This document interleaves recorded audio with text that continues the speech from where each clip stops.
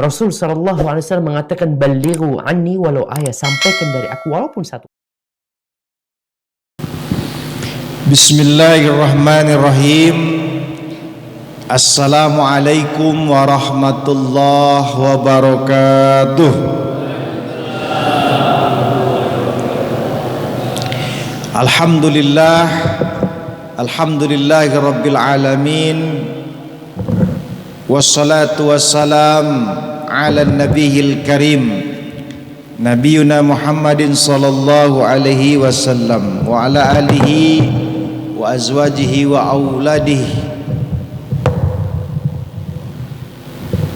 Hamdan syukran lillah alladzi jama'na fi hadzal masjid insyaallah al-mubarak, salatan wa salaman mutalazimaini ala habibina wa syafi'ina wa maulana Muhammadin sallallahu alaihi wasallam, yang sama-sama kita banggakan Ustadz Waluyo beserta pengurus masjid lainnya, Bapak Ibu jamaah Masjid Al-Ikhlas atau Masjid Kubah Mas yang dirahmati oleh Allah Subhanahu wa taala. Bersyukur kita kepada Allah dengan mengucapkan alhamdulillahirabbil alamin.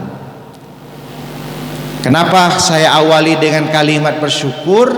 Karena kita masih diberikan oleh Allah kesempatan bangun dari tidur masih hidup. Bayangkan kalau kita tidak bangun lagi alias mati. Makanya ajaran Islam ini, ya kan, ajaran dari Nabi Muhammad ini begitu indah. Sebelum tidur kita berdoa, bangun dari tidur juga berdoa alhamdulillahilladzi ba'dama amatana wa ilaihi nusyur. Sebelum tidur doa, sebelum makan doa, setelah makan doa, masuk WC doa, keluar WC doa. Ya, bayangkan, masuk masjid doa, ya kan? Sebelum keluar rumah pun berdoa. Tawakkaltu 'alallah, la haula wala quwata illa billahil aliyil azim. Apalagi keluar dari rumah menuju masjid. Sudah sampai masjid menuntut ilmu juga. Wah, ini luar biasa. Jadi hidup seorang muslim itu tidak lepas dari doa. Bahkan kita ketemu sesama saudara kita mengucapkan assalamualaikum, dijawab juga waalaikumsalam. Setiap keluar dari mulut seorang muslim itu adalah doa. Ya, bayangkan ketemu dengan saudaranya sesama muslim mengucapkan assalamualaikum, berarti dia memberikan doa. Ketika kita mengucapkan salam, berarti kita memberikan keselamatan. Assalamualaikum, wahai saudaraku, ya kan, salam sejahtera, selamat bagi kamu. Selamat doa berarti menjamin keselamatan saudara itu min lisanihi, dari lisannya dan perbuatannya. Itu orang muslim. Jadi kalau ketemu kita sudah menjamin keselamatannya. Kita minta kepada Allah semoga diberikan keselamatan, dirahmati oleh Allah. Kita juga memberikan keselamatan dari lisannya. Jadi kita tidak mungkin mau menyakiti hati saudara kita, kan? Ketemu kawan kita assalamualaikum, masuk rumah assalamualaikum. Maka di Arab itu Pak, di Mekah khususnya ya, di Madinah khususnya, mobil-mobil mereka itu pun berzikir Pak. Ustadz ini tahu dari mana mobil itu berzikir? Yang ada ngeng. Bukan soal mesinnya itu. Lihatlah di belakang tulisannya, Masya Allah tabarakallah.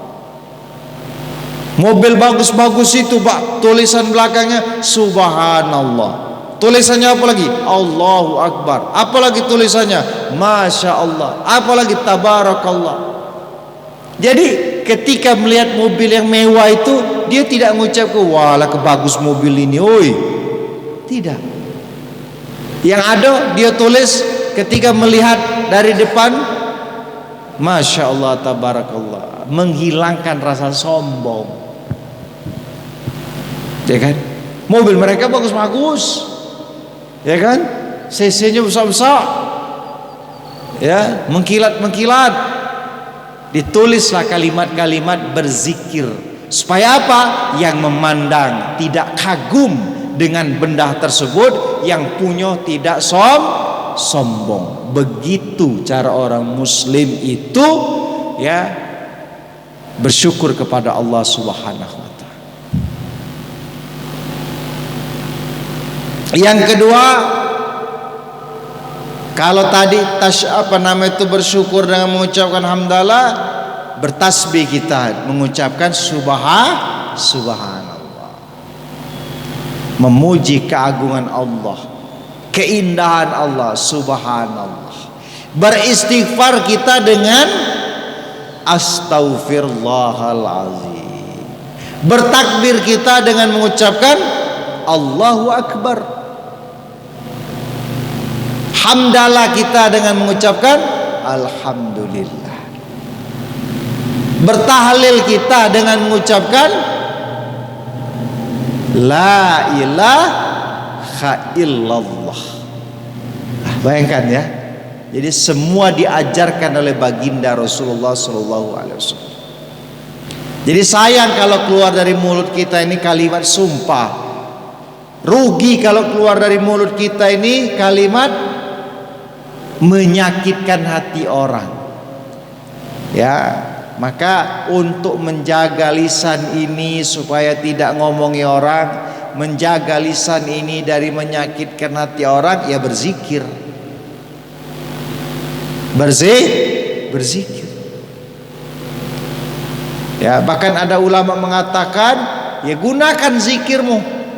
Bersolawat kepada Nabi, ya kan, 400 kali setelah sholat isya, 400 kali itu memudahkan jalan, ya kan, dengan mengucapkan Allahumma sholli ala sayyidina Muhammad wa ala alihi wasallam.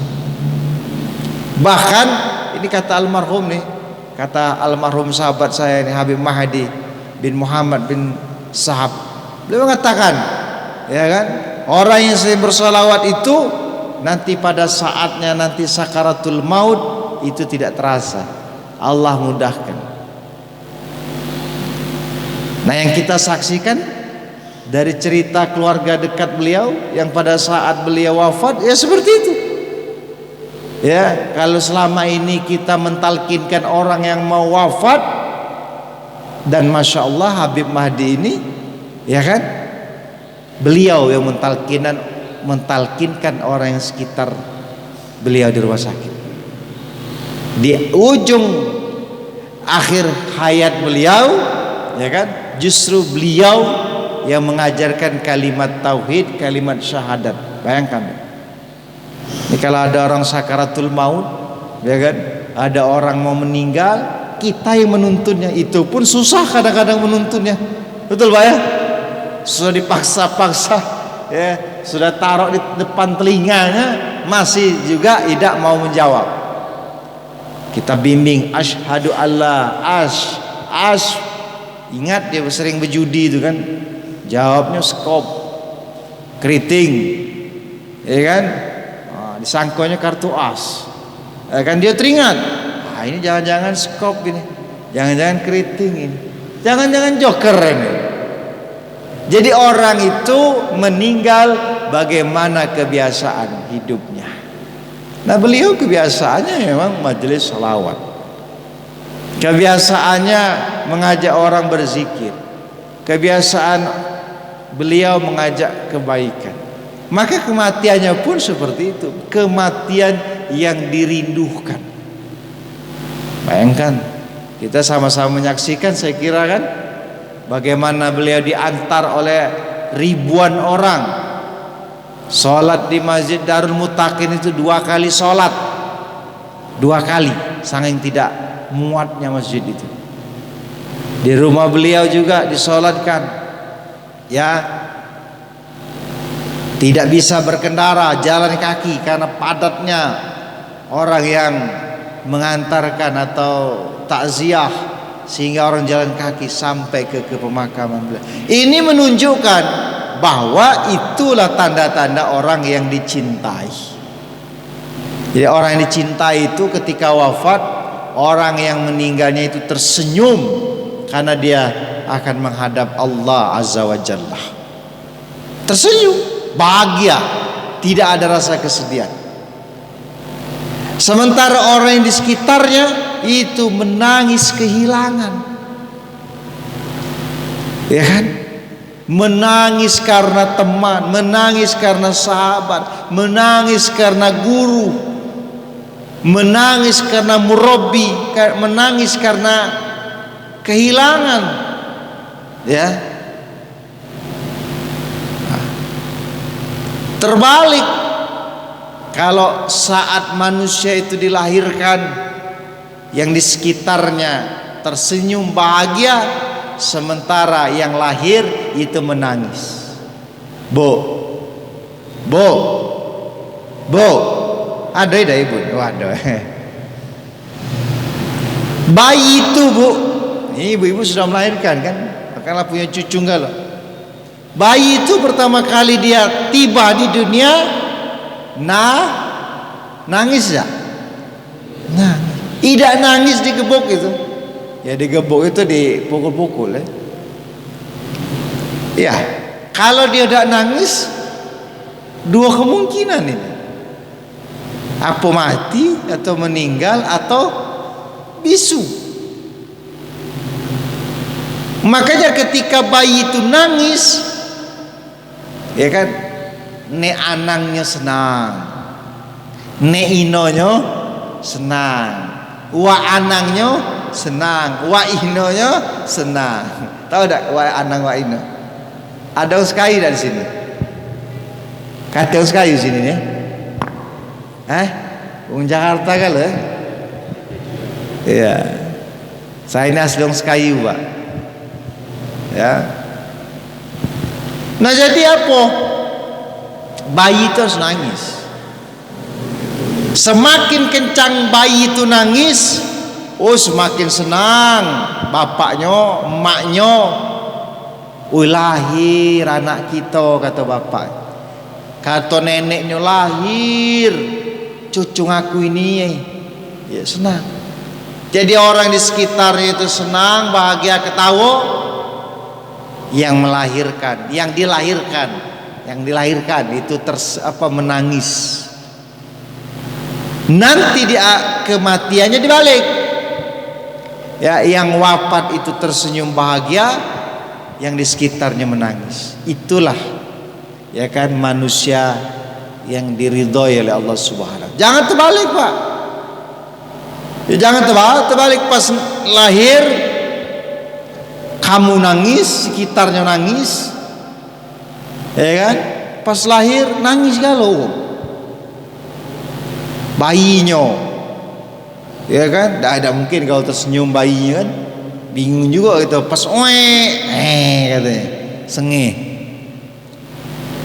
Kalau ada bayi kemudian bapaknya menangis, keluarganya menangis, berarti bayi ini patut dipertanyakan, ngapo dia lahir ini, gitu kan? Sebaliknya Pak, kalau ada yang meninggal uang senang, uang tersenyum, uang ketawa, berarti kematiannya ini ditunggu, disyukuri wong niat. Siapa yang meninggal itu? Oh, alhamdulillah kalau mah itu aman, bebek serati gitu, ya enggak? Aman, ayam Bangkok gitu. Siapa yang meninggal? Alhamdulillah, aman kampung gitu, tidak saro lagi gitu, ngurusi budak itu, tidak sudah. Nah ini alamat, ini tidak husnul khotimah, ini su'ul khotimah ini. Nah oleh karena itu ibu bapak sekalian, hidup di dunia ini tidak lama, singkat-singkatnya, ya. Tak terasa kita inilah umur 50, tak terasa umur lah 30. Ya. Tahu-tahu lah tua. Tahu-tahu lah punya cucu. Tahu-tahu anak lah wisuda. Tahu-tahu anak lah nak nikah. Tahu-tahu sakit kita, tahu-tahu mati, tahu-tahu lah dalam kubur. Tahu-tahu, tahu-tahu. Ya, tahu-tahu, tahu-tahu. Nah itulah hidup, Pak. Sangat tidak manfaat kalau hidupnya hanya kula kilir. Tapi kalau kita duduk di majelis, minimal kita dapat ilmu, Bu. Ya kan, duduk di majelis minimal kita mendengar. Ya, salah satu pintu Allah angkat derajat itu yaitu pintu majelis ilmu ini. Ya, tidak rugi kita kalau duduk di majelis. Tidak buat kita bangkrut usaha kita kalau duduk di majelis. Yang ada tambah keberkahan. Yang ada tambah ketenangan. Bagaimana tidak tenang kita dalam masjid kita ini? Amalnya bagus. Ada AC pula. Kurang dingin, kipas juga ada. Ada sisip dikit ngopi gitu ini setelah ini. Sisip dikit ini, sisip ini ada namanya. Ada, alhamdulillah. Kayak ngomong ngopi, katik gitu. Saya pernah ceramah itu. Aku bilang bapak ibu jangan balik dulu, kita makan nasi minyak. Disenggol oleh panitia. Katik Ustaz kata, haram, malu aku. Ya ada. Makanya nak konfirmasi nih ya. Ada. Ternyata snack baik. Tak katik nasi minyaknya, ya katik makannya. Nah ini kesyukuran yang luar biasa. Kita masih diberikan kesempatan hidup dan masih bisa mendengarkan tausiah, masih mendengarkan orang-orang ingin mengkaji ilmu. Bersyukur Allah kasih kesempatan. Mak mano kalau kita tidak pernah dengar tausiah. Mak mano kita tidak pernah sholat, tahu-tahu meninggal. Ya Allah lah kerugi hidup. Rugi hidup kita. Hiduplah singkat, hiduplah saro, mati juga masuk neraka. Apalagi nak diambil. Ya. Makanya ibu bapak sekalian, mintalah hidayah kepada Allah. Hidayah nak jemput. Ya. Kalau nak turuti nafsu, malas ke masjid ini, betul tak? Amanat dituruti nafsu, lembaklah tidur, ngopi, ngudut, nonton TV. Ya dah. Tapi minimal dalam seminggu itu ya luangkanlah waktu untuk duduk di majelis. Masa seminggu kita bisa begawe, ya kan? Bisa beraktivitas, arisan juga pacak, ke kebun juga pacak. Masa seminggu kita tidak mau duduk di majelis ini? Saya ngebayangkan kalau majelis subuh kita ini setengah soft ini. Ala keberkah masjid ini. Ya kan? Tapi memang rata-rata masjid subuh mah inilah. Inilah. Apa kurang jamaah kita? Apa kurang masyarakat kita? Wah, menikumpuli banyak ini. Tidak tertampung-tampung lagi. Karena memang berat, Pak. Bersyukur kita termasuk golongan orang-orang yang galak ke masjid. Ya. Bersyukur. Apalagi rumahnya dekat masjid. Woi, bersyukur nian itu, Pak. Uang tahan jauh-jauh. Ada enggak jauh-jauh di sini? Di mana, Pak? Pak Jo. Ada di Pak Jo. Ala kejauh nyon baca. Kalau tinggal ngelangkah ke kaki ya Allah bersyukurnya noi punya masjid. Kenapa kita nanti pada saatnya nanti kaki disemayang ke jenazah kita tuh di sinilah gitu. Tidak jauh-jauh. Betul lah, Pak? Tidak mungkin kan kita tinggal di sini, kita sholat di masjid Pak Jobe kata ini bininya atau kata lakinya, lah kejauhnya Pak. Sehari-hari kita di sinilah kita nanti akhir hayat kita. Maka kalau bukan kita, siapa lagi yang akan memakmurkan masjid ini? Ya. Nah, bapak ibu yang sudah sering ke masjid ini, khususnya subuh, ini sudah luar biasa, ikut menggerakkan berjamaah untuk sholat subuh. Apalagi kalau punya, ya kan, strategi lagi Pak. Ada itu di masjid daerah mana, Jakabaring, yang sholat subuh dikasih sayur Pak. Masih kawan saya itu, ya kan, urami Pak. Jadi jamaahnya yang mampu boleh, ada yang bawa sayur kangkung 5 kebat, ada yang bawa sayur bayam 5 kebat, dijejerin di depan masjid.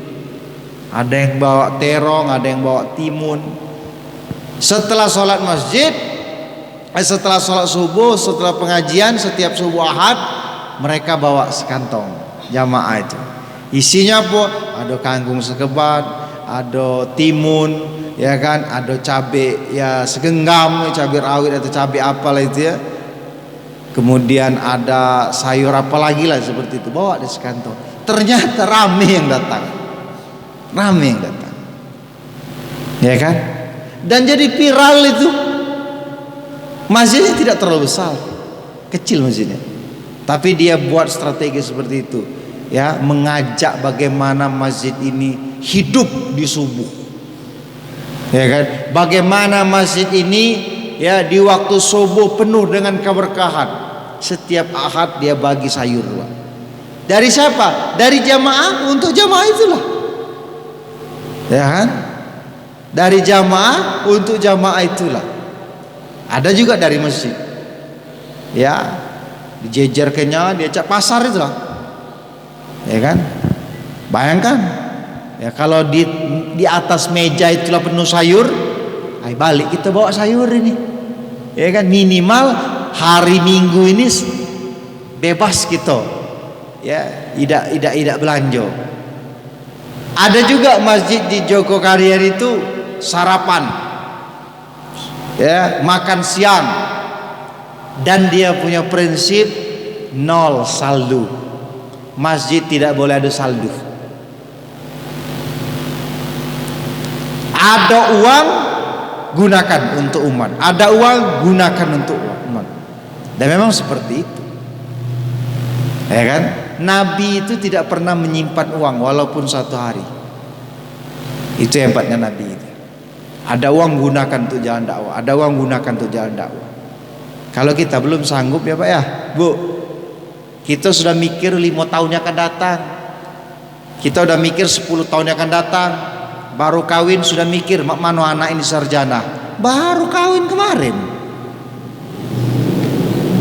ya kan? Baru kawin mak mano anak ini, kesehatannya mak mano, SD ini sekian, masuk SMP sekian, baru nak buat anak ini. Terlalu panjang pikirannya, terlalu takut dia mati, terlalu takut dia hidup. Nah, ini masjid luar biasa. Masjid ini sudah bagus, sudah indah, tinggal kemakmurannya, ya kan? Jadi kalau masjid itu di zaman Nabi betul-betul digunakan untuk kepentingan umat, yang lapar ayo ke masjid, yang tidak katik beras ke masjid, yang anaknya tidak bisa sekolah ke masjid. Kenapa? Sentral masjid itu. Jadi kalau masjid itu sudah digunakan seperti itu, ya wajar kalau nolnya saldo. Ini kadang-kadang ada masjid berlomba-lomba mengumpulkan duit, Pak. Bukan masjid ini, ya, masjid jauh situ nah, di ujung sana, ujung daerah perbatasan atau perbatasan mana. Setiap Jumat mengumumkan, alhamdulillah saldo masjid kita 100 juta. Tidak tahu fakir miskin di belakang masjidnya tidak pernah tersentuh. Anak yatim di samping masjidnya tidak pernah dibantu. Nanti Jumat depan ngumumkan lagi, alhamdulillah kita dapat bantuan, Ya 2 juta, 3 juta. Tapi kegiatan masjid nggak ada. Ya kan? Untuk apa? Sayang kita mengeluarkan duit masjid, apalagi duit kita. Duit masjid sayang kita mengeluarkannya, apalagi duit kita. Selama itu bisa dipertanggungjawabkan, selama itu untuk umat, insya Allah masjid tidak akan pernah habis uangnya. Karena terlalu banyak orang-orang baik yang perlu digedor hatinya. Kadang-kadang orang-orang baik itu bingung nak ngasihkan duit. Ya kenapa? Kegiatan nggak kati, ya kan? Uang yang datang nggak kati, uang yang ngajak kebaikan nggak kati. Tapi yakinlah Pak, kalau masjid ini dibuat dobrakan yang luar biasa, banyak orang yang membantu, ya kan? Bukti masjid apa namanya Joko Karyan itu, ya rame orang datang. Walaupun orang motivasinya nak sarapan Pak, tidak apa-apa Pak. Pertama dia nak datang sarapan baik, kakek lama-lama dia sholat Pak, ya kan? Setiap pagi ayo yang mau sarapan di Masjid Kuba Emas. Wah itu viral nanti, tidak telayan-layan kamu. Sarapan dibuka 5:30, pasti dia sholat subuh dulu, ya kan? Sholat subuh dulu kan, subuh. Ya kan? Nanti orang tahu, oh, kalau nak sarapan situ baik. Bagi orang yang nggak ada duit Pak, oh nikmat itu Pak. Baik kita sarapan baik di masjid itu, ya kan? Minimal pagi kita tidak ngeluarin duit, ya kan? Minimal makan siang kita, seandainya ada makan siang bebas kita untuk anak kita. Ya, bagi orang saro Pak, bagi orang yang berduit, pulau galak dia. Sama seperti Jumat. Pasca Covid itu setiap Jumat itu saya keliling kadang meminta-minta itu, dikasih nasi, berebut orang. Mungkin bagi kita berpikir cuma nasi, ngapo nak berebut nian woi. Uji kita Pak, uji mereka yang dapat ke nasi ini. Alhamdulillah ya Allah, minimal makan siang aku tidak ngeluari duit, dapat 2 minimal untuk anak aku di rumah. Bersyukur nih dia Pak. Apalagi harga beras lah naik sekarang. Ibu nih paling tahu ya, beras yang 20 kilo itu Bu lah tembus 270 Pak. Ya dulu 210 paling. Ya begitulah kehidupan. Tapi kita punya Allah. Selama kita mau berusaha berikhtiar, selama kita ikhlas menjalani hidup ini, Allah kasih rezeki, ya kan? Jangankan Allah kasih ke manusia, kepada hewan pun Allah kasih. Wa ma min dabbah illa 'alallah rizquha. Ya kan? Allah kasih rezeki itu hewan yang paling kecil saja seperti kuman, seperti hewan-hewan yang tidak bisa dilihat dengan kasat mata, yang harus dilihat dengan mikroskop, dengan alat pembesar, ya kan? Pembesar kaca pembesar itu, mikroskop itu masih dikasih oleh Allah rezeki. Apalagi kita manusia yang diberikan akal, ya kan, beriman, yakin kepada Allah, maka Allah kasih akan rezeki. Tinggal rezeki itu banyak atau sedikit. Rezeki itu dilihat berkah atau tidak. Kita dikasih Allah rezeki dikit tapi berkah, itu jauh lebih tinggi nilainya. Ada orang yang banyak rezekinya tapi hatinya tidak tenang. Mobilnya lah ada, jabatannya lah banyak, rumahnya lah besar, tapi hatinya kecil. Rumahnya besar tapi hatinya kecil, ya kan? Rumahnya mewah tapi hatinya ya sempit. Tapi ada orang yang sederhana, kelihatan bahagia terus, sholatnya tepat waktu, anak-anaknya bisa mengaji, keluarganya bahagia, makannya enak, tidak tergesa-gesa, tidak diteror-teror. Itu nikmat Pak. Punya anak 5 tapi anak ini berhasil soleh dan soleha. Coba bayangkan orang kaya punya anak 5, yang 1 narkoba, yang satu nujah wong, yang ketiga melarikan anak gadis wong, yang keempat ngelem, yang kelima dak balik ke rumah, kabur terus. Alah kesaruh punya anak 5 mak itu, Pak. Tapi kalau kita punya anak yang satu hafiz Quran, yang kedua lagi mondok, yang ketiga ya kan lagi kuliah, wah luar biasa itu. Ada kebahagiaan bagi orang tua, ya kan, ada kebahagiaan bagi bapak. Nah, bagaimana bisa seperti itu? Kitanya sendiri harus memulai dengan kebaikan-kebaikan dari majelis. Nah, jadi itu manfaat dari majelis itu, Pak. Manfaat kebersamaan, manfaat dari masjid, ya kan. Ya, mudah-mudahan ya makin sadar umat ini betapa pentingnya ilmu, betapa pentingnya ya kan menjalankan syariat Allah. Yang ada nanti adalah keberkahan dalam hidup.